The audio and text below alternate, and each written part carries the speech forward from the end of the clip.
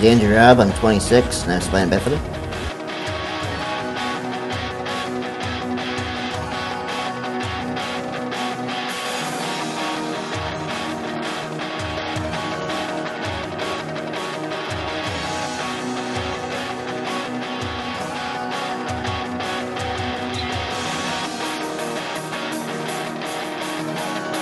I had no idea what to do with Andrew at first. I thought, you know, he can't use his legs, and a lot of jiu-jitsu works with the legs.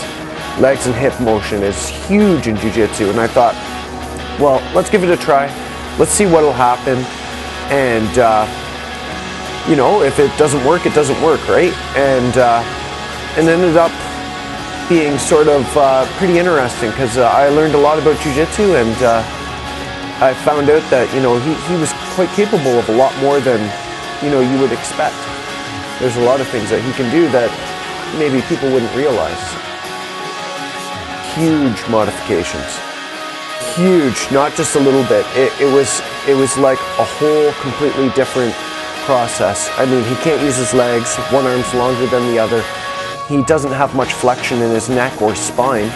So it limits what you can do, so we had to work off of certain motions he was able to do pretty easily, and actually certain other motions he's actually easier to teach than regular people because they want to get their legs to involve. That's eliminated with him. I think that it's really beneficial. I think when you think about it, he's doing a sport that probably most people would think that you could not do at all. And, you know, he has some fun training, and we're still, you know, learning new things each time. And what I find is that his coordination was actually pretty low, and you wouldn't realize that at first because you think, oh, it's just because, you know, the reason he can't do that is because, you know, he doesn't have legs, or I mean his legs don't work, sorry.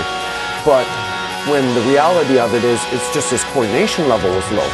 So as it gets more coordinated, we go back over stuff that maybe we tried earlier on, and suddenly he's able to do it because his coordination level is much higher and he has better body awareness, which I can't see that as being bad for his scenario at all. I would figure the more body awareness he has, the better for him.